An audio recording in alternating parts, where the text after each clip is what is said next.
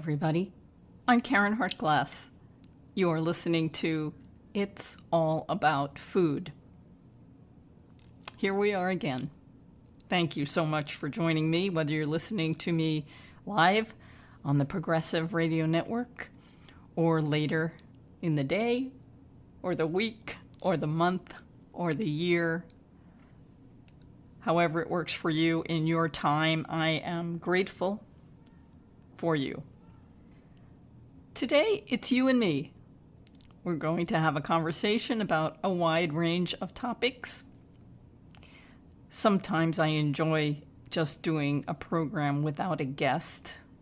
It gives me an opportunity to sort out a lot of my own thoughts while I'm having this conversation with you.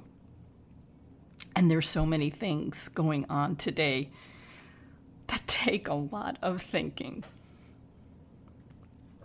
So sit back, relax, pull up a chair, lie on a couch or a bed, or go on your walk or your run or however you listen to podcasts. Right now, I've made a little pot of Nepal white tea. And I think it's a good way to start this program because I'm thinking about this tea, how much I enjoy it. I take in the aroma when I open the tin of the tea. It smells like a fresh field. And when I breathe in the fragrance of the leaves, I try and connect with all the people that were involved in bringing those leaves to me so that I could put it in a little pot with hot water and enjoy the tea. And I think it is so important in this time to think about how our food gets to us, how our beverages, our teas, our herbs, our spices. It's all about food, and it's all about a global economy. Do you know where I'm going with this? Yeah. So we are all connected by our food. It's all about food. Think about how a pencil is made. Pencil isn't food, although there are some people that like to chew on pencils, but it's a very simple example, and there are videos on this online. It's such a simple thing.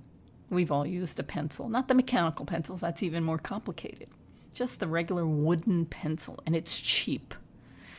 But it took factories to make what we call lead, it's really graphite, inside the pencil. It took factories to get the wood in the shape that it is for the pencil, and people had to cut down that wood.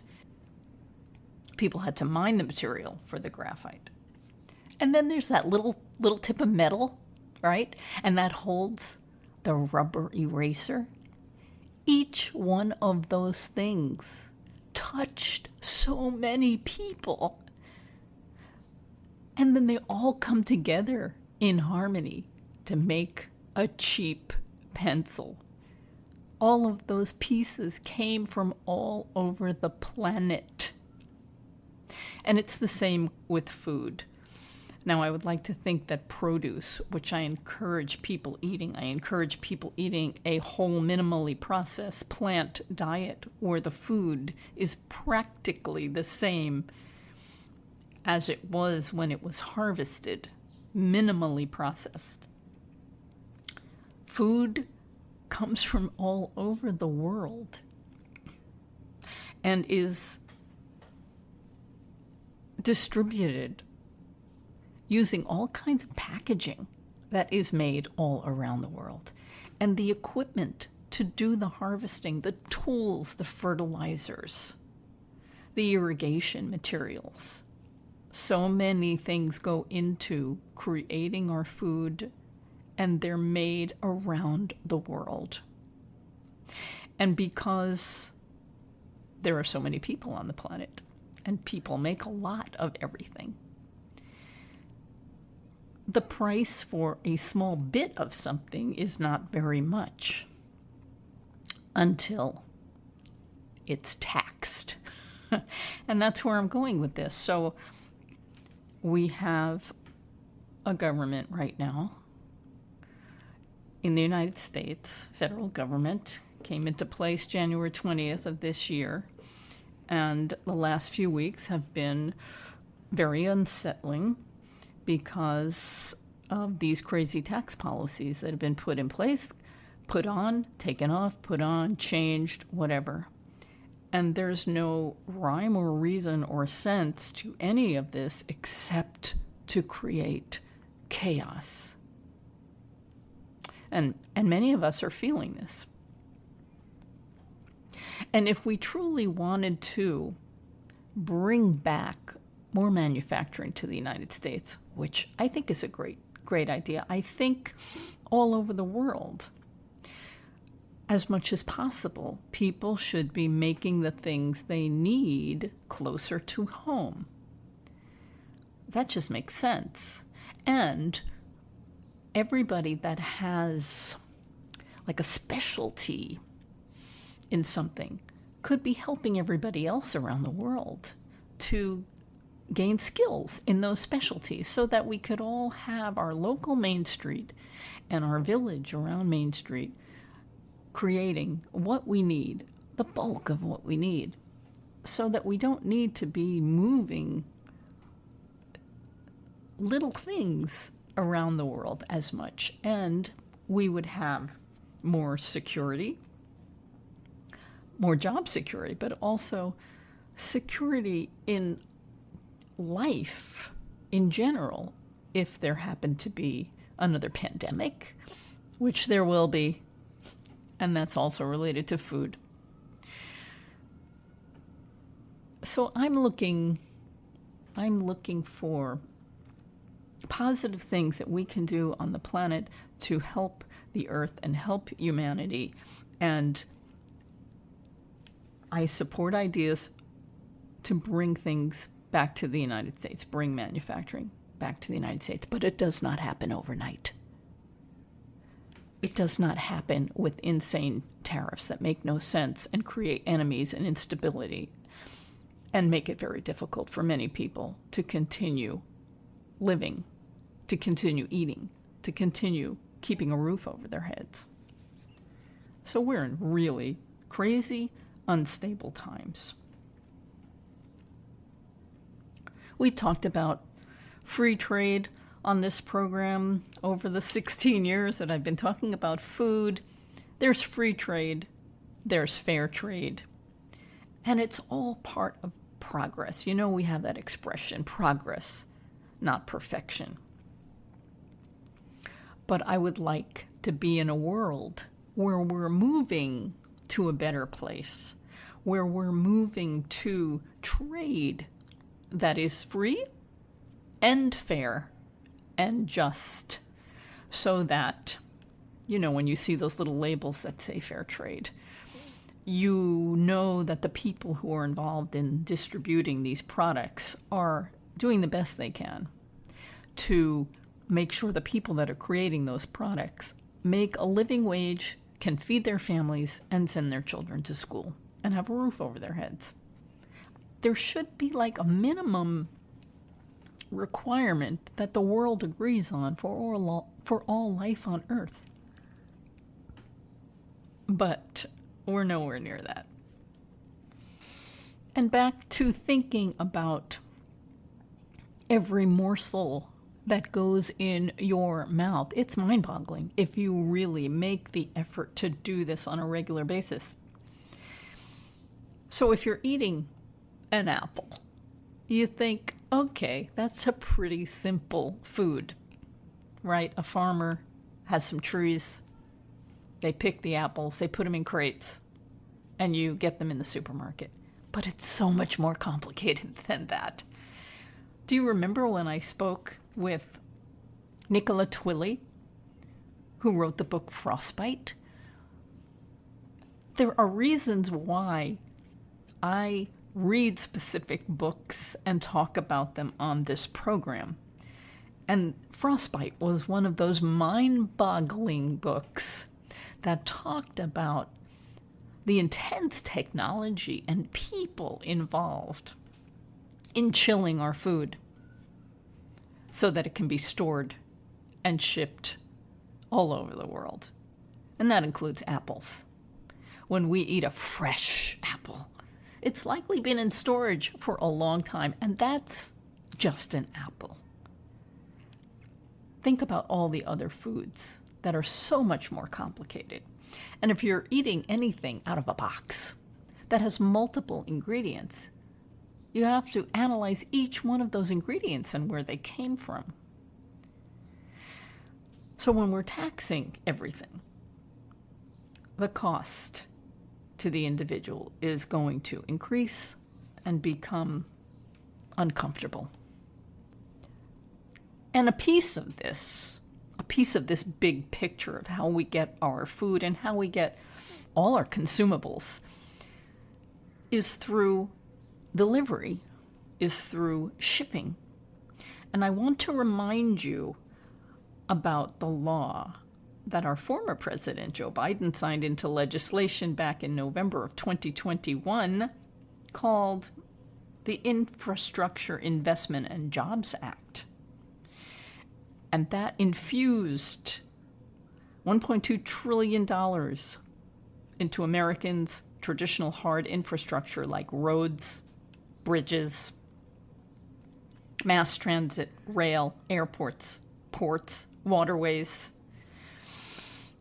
and also included $65 billion for improving broadband infrastructure, billions for improving the electric grid and water systems. And there was also $7.5 billion going into a nationwide network of plug-in electrical vehicle chargers. This was for progress. Some people don't like socialism, but yeah, this is kind of the good socialism, where we all contribute to create things that are better for all of us, to improve the lives for everyone. Everyone likes safe bridges and roads, right? Not just so that we can travel on them, but they can bring good things to us. And you need to know, if you didn't know this, that the Infrastructure Investment and Jobs Act has not been overturned, but the current president signed an executive order that temporarily halted the disbursement of funds appropriated under the 2JA, Infrastructure Investment and Jobs Act, for review. And when that happens, that creates chaos, that creates uncertainty. So infrastructure projects that rely on this funding, can they move forward? And when we talk about bringing manufacturing back to the United States, which is a great thing, it takes time. It takes time to build factories. It takes time to educate people and train them and hire them so that they can work in specific jobs, like in the semiconductor industry. This requires training. And back in the Biden era also, we had the CHIPS and Science Act. It's a U.S. federal statute. It was enacted by the 117th United States Congress, and it came into law in August of 2022, and it authorized roughly $280 billion in new funding to boost domestic research and manufacturing of semiconductors in the United States. That's still ongoing, but we hear all kinds of talk about maybe doing things to thwart that as well.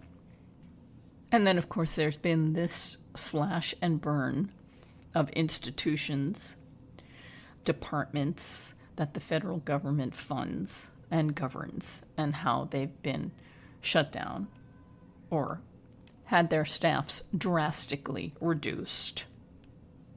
And this affects research in child cancer and other cancers and scientific research on a vast amount of things that keep us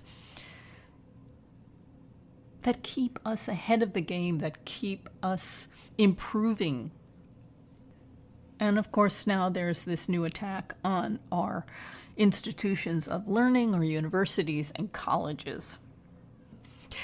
I've talked sometimes about the belly of dread. When I got cancer in 2006, advanced ovarian cancer, I started to wake up in the morning with what I named the belly of dread. Now, I've been a very fortunate person, and I've lived most of my life with no problem sleeping, waking up in the morning refreshed and ready to go and embrace the new day. But when I was struck down by this disease for a brief time, I would wake up for many years afterwards with what I call the belly of dread. And it's just this anxiety, wondering what shoe is going to drop next, what bad news is going to happen. And for a long time, I got over that. The belly of dread has been gone for a long time. It's creeping back in. And as I talk to friends and family and even strangers on the street, we find that anxiety is on the rise. Therapists are overwhelmed, and it started with the pandemic, but it has not gone away. The belly of dread is here, and it affects our health, absolutely. And I can bring everything back to food. It's all about food. When you live a life with anxiety, when you have a belly of dread, literally the belly, the gut, it will affect how you digest your food. It will affect how well you digest your food. And it can create all kinds of dysfunction. And I'm not here to create fear. I am here to empower. I am here to have a conversation. I am here to get feedback, to invite your comments, get questions, hear your opinions, which you can always send to me at info@realmeals.org. And I'm taking a deep breath while I'm having this conversation because there are tools in the human body to manage anxiety, to manage stress. There are many things we cannot control. We can control how we lead our lives for the most part. We can control how we perceive things.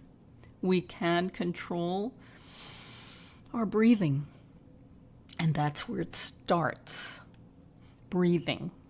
So when I'm feeling these unpleasant feelings, my breath comes to the rescue. And there are so many wonderful breathing exercises. There are webinars on breathing. There are books on breathing. You can get a lot of information on YouTube, Google searches, and find something that helps you. I remember during the beginning of the pandemic, we found these great breathing exercises that strengthen the whole respiratory system so that if you did get coronavirus, your body would be strong enough to weather it. Breathing is so important, and breathing correctly.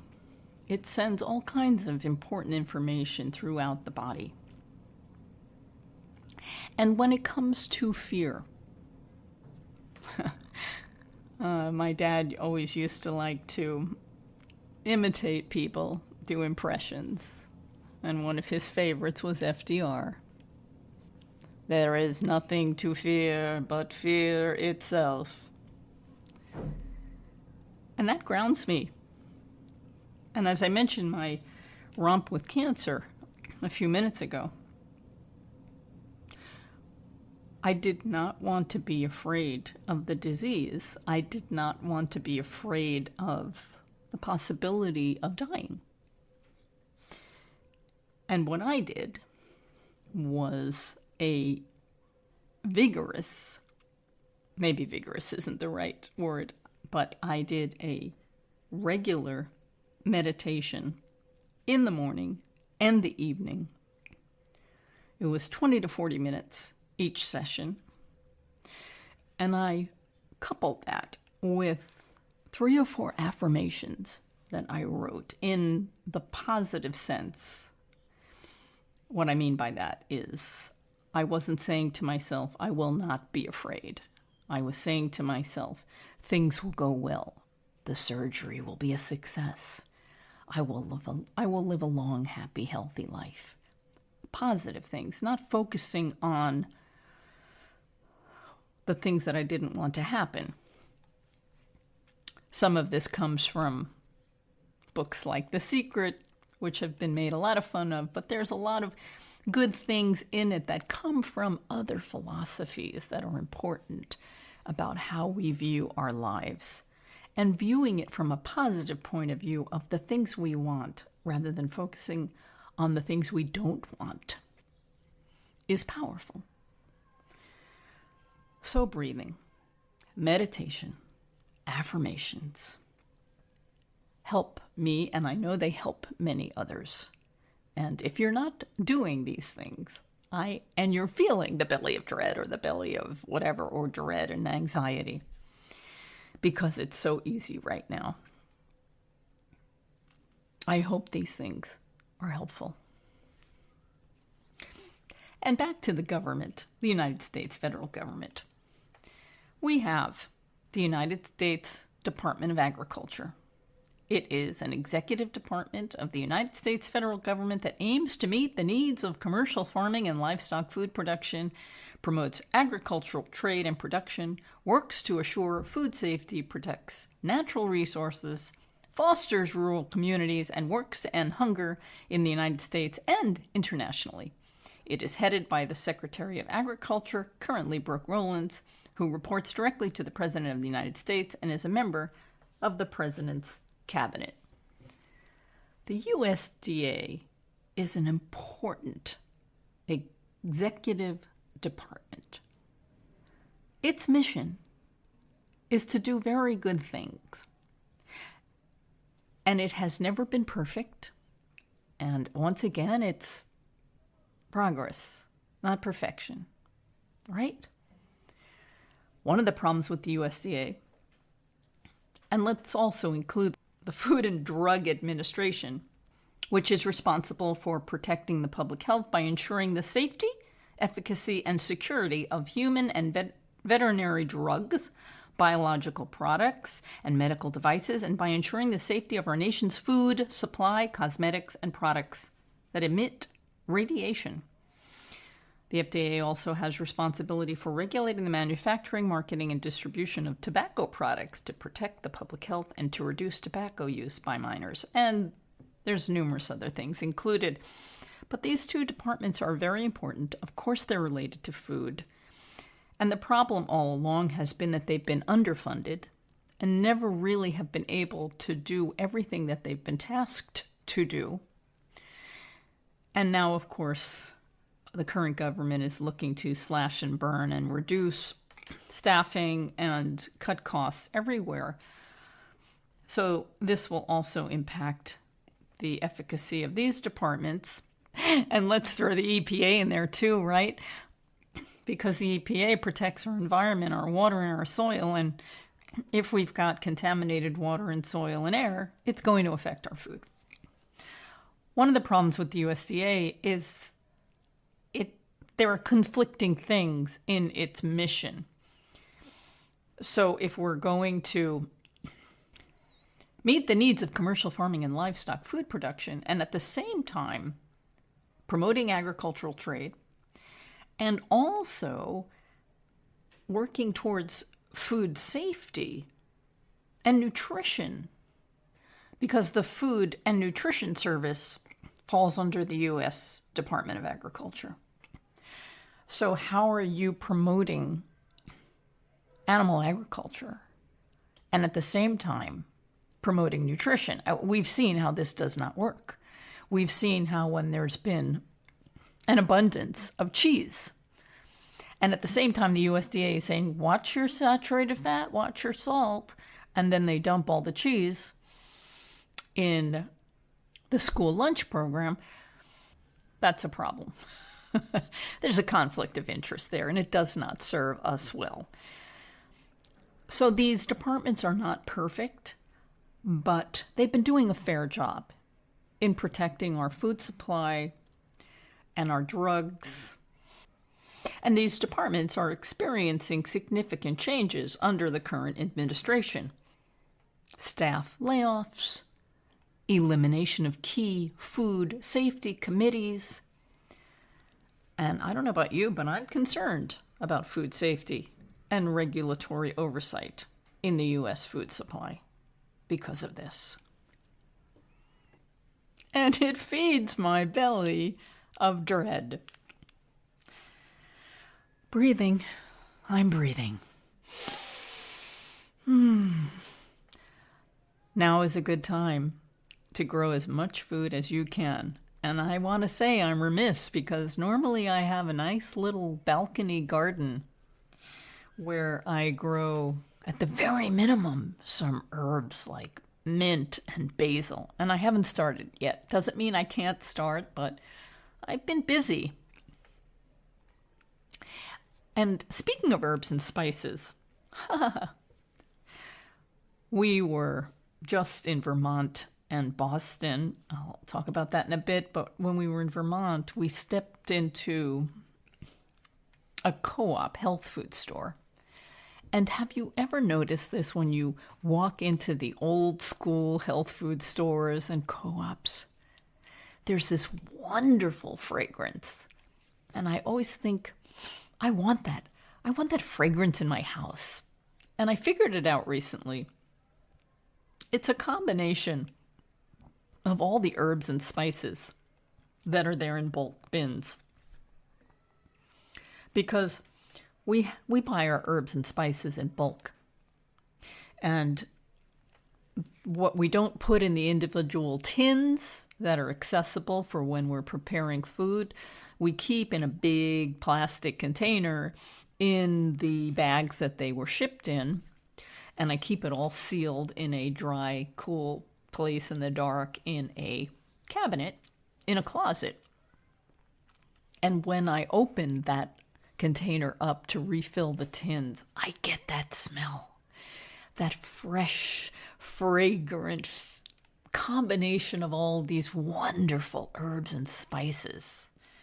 I don't know how I can get that to fill the entire apartment, unless, of course, I start installing bulk food bins with lots of herbs and spices to get that fragrance. But anyway, I enjoy it so much when I walk into these old school health food stores, like the one in San Francisco called Rainbow Grocery. It has that great, great fragrance.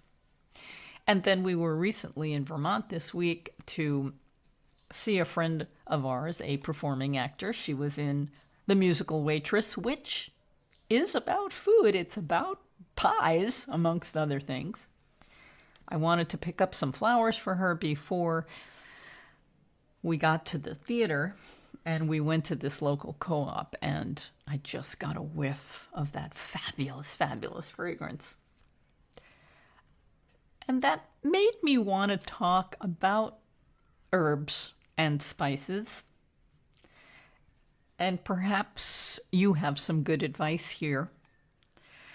As I mentioned, we buy our herbs and spices in bulk. We use a lot, and they turn over within a reasonable amount of time.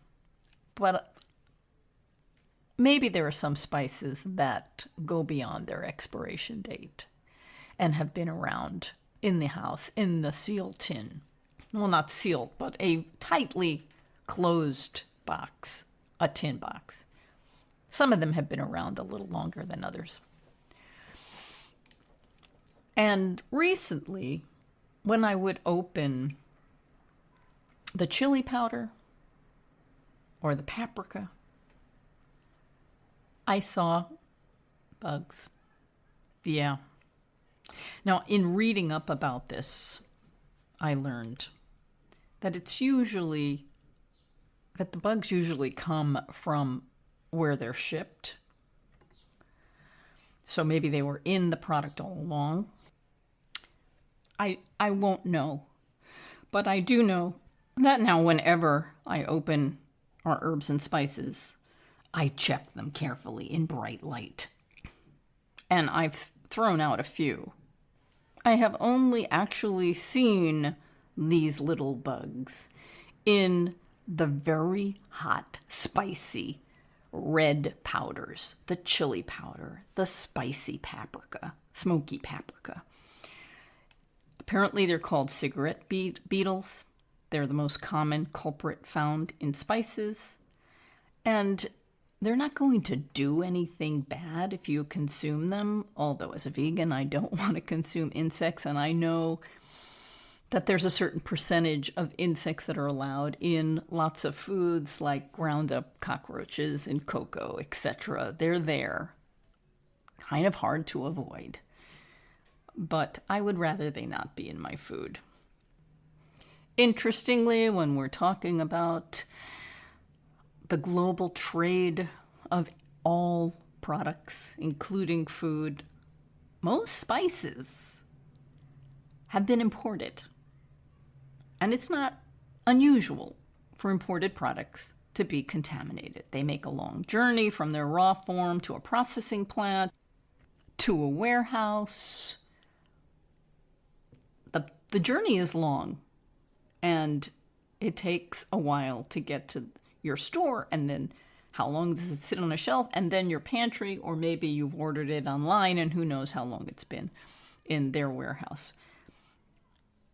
The Food and Drug Administration, which I just mentioned, has estimated that 12% of imported spices are contaminated with insect parts or whole insects. Now, they may not be alive, or you may have some larvae that's just waiting to emerge. And in reading about it, it follows what I've been finding. Paprika, cayenne, red pepper flakes, chili powder. Those are all the top hiding places for bugs. And why is that? Because they're made from peppers that are richer in nutrients for multiple generations of beetles to sustain life. Isn't that nice? Fortunately, I have not found anything yet in my turmeric, my coriander, my cumin, my fennel, my dried ginger. But apparently bugs can go there too. And the interesting thing is, as long as the temperature stays about the same, they can thrive and breed. So one recommendation is to put your spices in the freezer for a brief time. And they don't do well in the freezer. I've read at least 4 days. Or you can keep spices in the freezer. I keep a lot of things in the freezer, nuts and seeds and grains. I don't know if I'm going to have room for spices, but I'm going to come up with something that will work better than our current system. Have you found these little cigarette beetles in your spices? Do you have a system that works for you? It is recommended that if you find a spice that contains insects, you can communicate to food companies. They rely on the feedback of their customers. And if you have the original packaging, that can help them trace back where the product was manufactured. Oof. Herbs and spices are very nutritious. They impart wonderful flavors in our food dishes. I highly recommend using them regularly and using a variety. But just keep an eye on them. Back to our recent trip to Vermont and Boston. So now when we travel, we generally bring prepared food with us, food that we've prepared, not prepared food that we've purchased. And then we try and stay in hotels that have at least a microwave, a small kitchen, so that we can prepare foods if we're not in a place where we can find not only vegan food, but I'm doing this salt, oil, sugar-free diet, if you will, and that requires thinking in advance. It requires organization. It requires being prepared. Fortunately, Gary always likes to make one of our seed-encrusted tofu steaks that travel really well.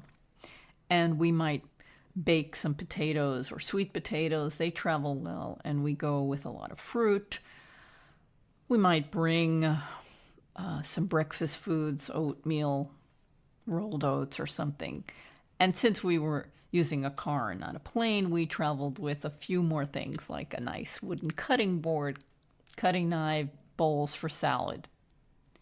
We weren't sure if the hotels that we were staying in would have them, so those were really convenient to have and bring along. After seeing my friend in Waitress, which was wonderful, they did a really fine job. This was at the Northern Stage in White River Junction, Vermont, which is just by the New Hampshire border. Then we drove to the Boston area. My niece is at the Boston Conservatory playing viola. She was playing in the orchestra of a production of Così fan tutte, a Mozart opera. So we included that in our little road trip. The first thing we did when we got to Boston, we had dinner at a vegan restaurant in Arlington. It's called Zhu Vegan Kitchen. It's Japanese food, Pan-Asian. Zhu, I don't know if I'm pronouncing it correctly, Z-H-U. But we met a couple of my college buddies and their wives, really old, wonderful friends, and it was such a joy to spend time with them. But what I liked about this particular vegan place, not only was it vegan, they had a lot of clean food. So I had a good variety of food to choose from. I like to get edamame without salt. That's a great choice. And these particular ones were really tasty, very sweet. And they offered a few dishes of steamed vegetables. I added tofu, brown rice.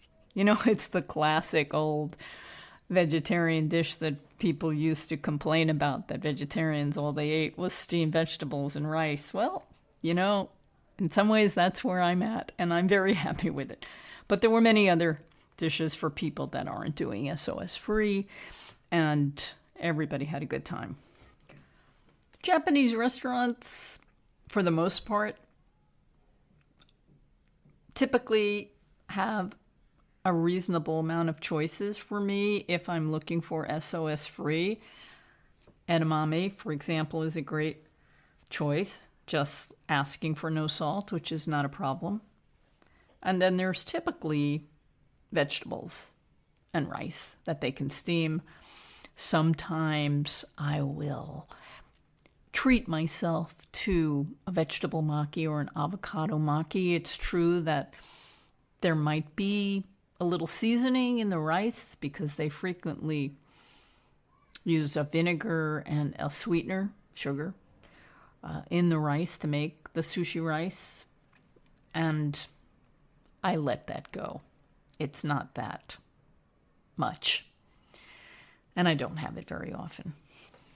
Fortunately, there was a supermarket across the street from the hotel we were staying at, and we were able to find all of our basic organic food needs. They had those big boxes of organic mixed greens. We found a brand of organic sesame tahini. Tarazzi is the brand, and it was perfect because it was in a squeeze container, which is great for traveling. And we were able to make tahini dressing with lemon and the sesame tahini. And it was also fun to put on bread in the morning. We bought some organic, vegan English muffins, the Ezekiel brand. And we had brought our own apricot butter, which we've been making for a long time. And if you haven't tried it yet, you really should, because it's so easy and yummy.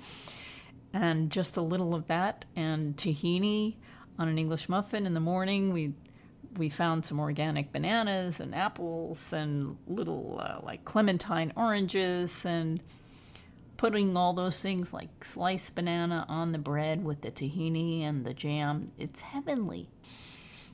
Our mixed greens, we had the tahini dressing. We found some little organic cherry tomatoes, which are really easy for prepping a salad because you don't have to cut them. They're already ready to just throw right in. Fortunately, we found cans of unsalted organic beans in a can, and we got a few of those, tossed them on the salad. Like my dad used to say, good salad. It was a good salad. And since we traveled with a big bowl and tongs, it made it very easy to all come together. And if you're not using tongs to toss your salad, you should try it. I used to, for decades, try and toss my salad with a big fork and a big spoon. And I would buy the little sets of the wooden fork and the wooden spoon and toss my salad. Nothing works better than tongs. And I learned that from my partner, Gary DeMattei. I think the last thing I have to talk about today is soda bread. I think I mentioned some time ago making a soda bread that was not only vegan, but SOS-free, salt, oil, sugar-free. And I worked them a little and made vegan and gluten-free versions. And I'll talk about them in a moment, but I had made them before we left, the two versions at the same time. I made them both together. And then we didn't finish them, and they were great breads to bring on our trip because they're kind of heavy, hearty, dense. And they slice very well. They're great with peanut butter and our apricot butter, or maybe tahini, sliced bananas all mushed on the bread. But we had brought them with us on the trip, and they held up really well. So the trick is, it's not really a trick, but the ingredients are very simple. The key to Irish soda bread is baking soda. And baking soda contains sodium salt. And when we're trying to avoid sodium salts or added sodium salts, because we need sodium and it comes naturally in many plant foods, tomatoes and celery. We need a lot of minerals and they come from plant foods, but we don't need added salt, and baking soda will add added salt. So I try and avoid baking soda, and I'm slowly going through all the recipes I've posted on Responsible Eating and Living, and I'm removing the baking soda or the baking powder as possible and substituting with sparkling water. So this is what I did in both recipes. The recipe is very simple. 4 cups of flour, 2 tablespoons of apple cider vinegar, and plant milk. I use 3/4 cups of unsweetened plant milk. We like to put the vinegar in the plant milk and not stir it, and just let it set for about 5-10 minutes while you're prepping all the other ingredient. And this makes the sour milk, the buttermilk that is used traditionally in this recipe. And then a cup of sparkling water. And that's the basic recipe. Now you can use gluten or gluten-free flours. When we use a gluten flour, we use organic einkorn, that old traditional flour that has not been insanely hybridized. And we'll typically use a mix of white and whole einkorn flours. That works really well. And then for the gluten-free flour, I have a mix that I created, and I have it linked to the recipe. It's a mix of millet flour, oat flour, and garbanzo bean flour. And if for some reason you don't like to use oat flour, I know people that are sensitive to wheat flour may also have an oat sensitivity. You can use something like sorghum flour or rice flour, and it works really well. And it needs a little xanthan gum in it in order to have that nice bready texture. The thing about gluten-free flours, especially in a recipe like this, it takes a little more hands-on craft, because I like to keep the dough kind of moist. It's sticky, so it's a little harder to handle. So I just flour my hands and have extra flour on the side, ready to keep my hands smooth while I knead the flour a little and then add a little more flour and then just pick it up and put it on the sheet pan. And this time, since I was making the wheat version for the second time and the gluten-free version for the first time, I decided to add raisins and some of our apricot butter to give it a little sweetness. And next time I might even add a little cinnamon. Now apparently these are not necessarily traditional for Irish soda bread, but they work really well. And I was really glad to try that in the recipe, because I think I'm going to stick with that as a sweet version. But I'm just surprised at how easy this is. It's literally a quick bread. It doesn't use yeast. Although I'm kind of tempted maybe to try a version with yeast to see how that works. I love the flavor of yeasted breads. I never thought of making an Irish soda bread until a friend of mine said, "Why isn't there an Irish soda bread recipe at Responsible Eating and Living?" And that's all it takes. If somebody says, "Why isn't there this?" or "Can I have a recipe for this?" I'm on it. I do need to play a little bit with the cooking time, because I've been a little cautious about overcooking and getting the top too dark.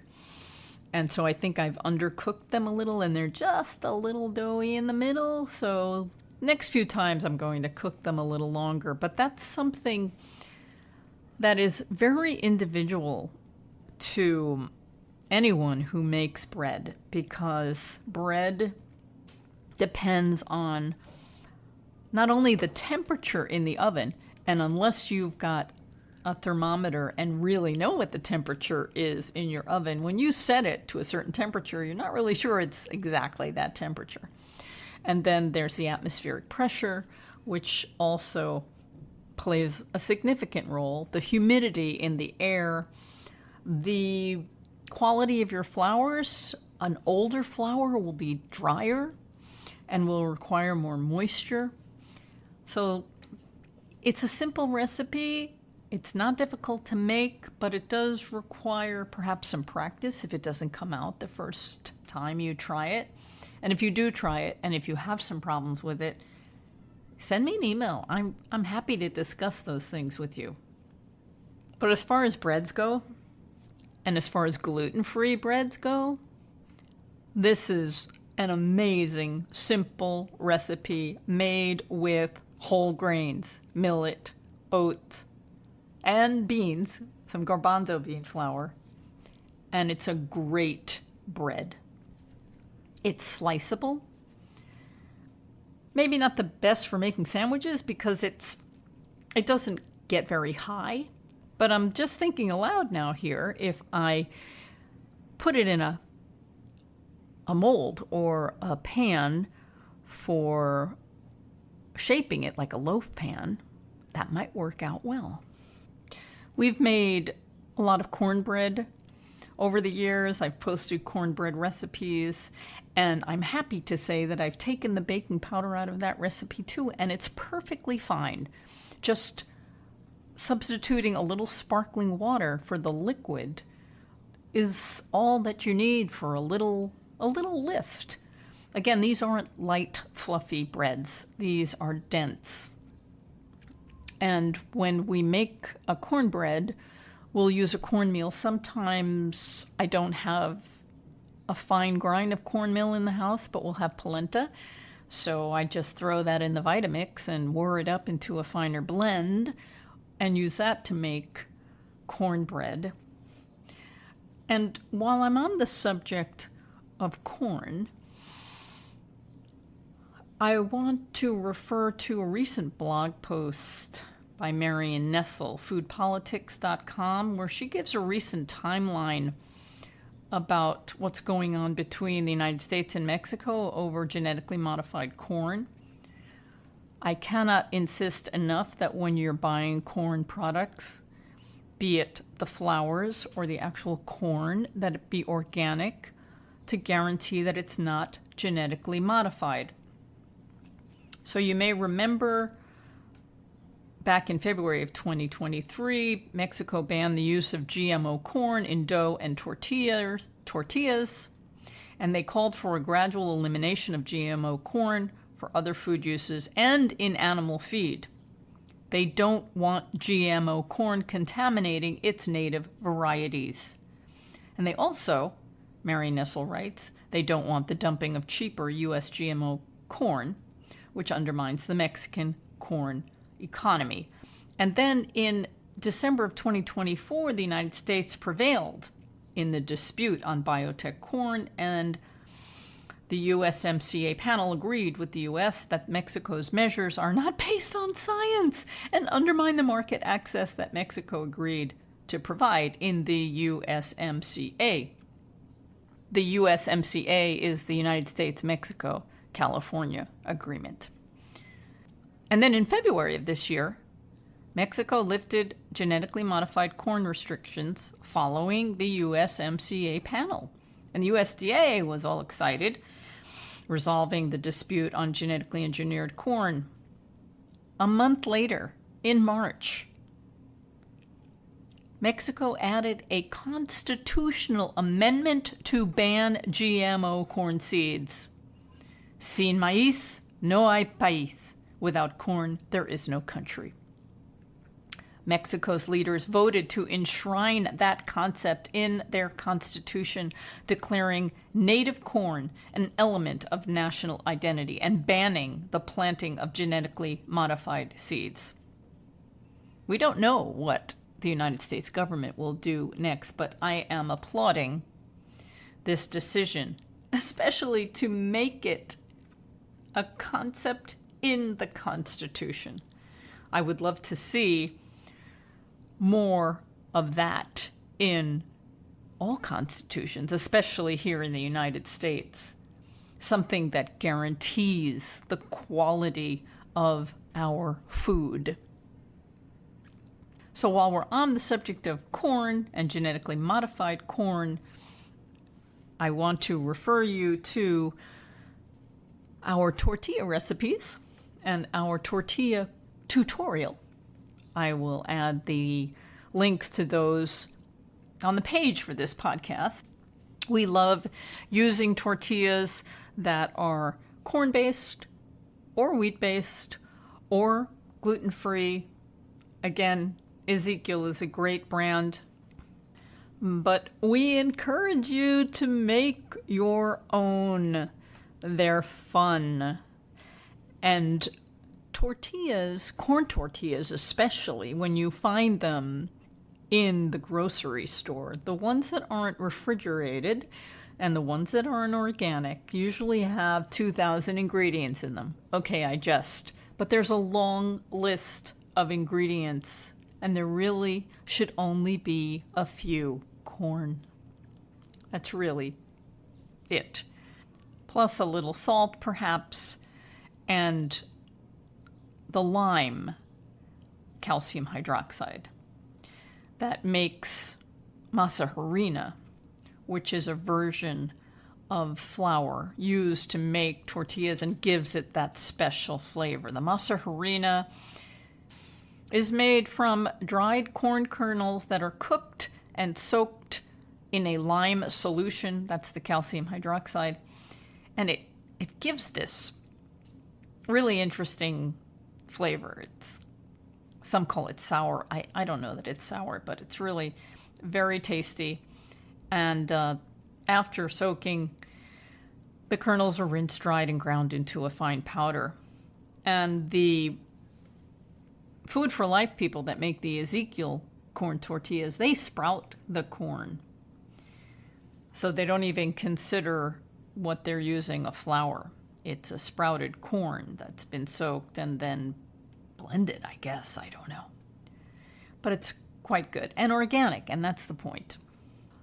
I like to make a lot when I'm making tortillas. Once I've got the little kitchen factory going, I'll make, 48 tortillas or something, some big quantity, a bag or two. We buy Bob's Red Mill Masa Harina and just get into the zen of making the balls, pressing them in the corn tortilla, and then lightly cooking them a minute on each side, and then putting them in a container and freezing them, and then they're ready to go for quite some time. We've covered a lot today, haven't we? Yeah. I hope you've enjoyed this moment with me. I have finished drinking my Nepal white tea, and I'm ready to wrap this show up. Thank you so much for joining me. This is It's All About Food. I'm your host, Caryn Hartglass. I really appreciate you being here with me. Send your comments, questions to info@realmeals.org. If you have an extra moment, if you can give us a thumbs up, a rating, wherever you listen to your podcast, we appreciate it. Have a delicious week, everybody.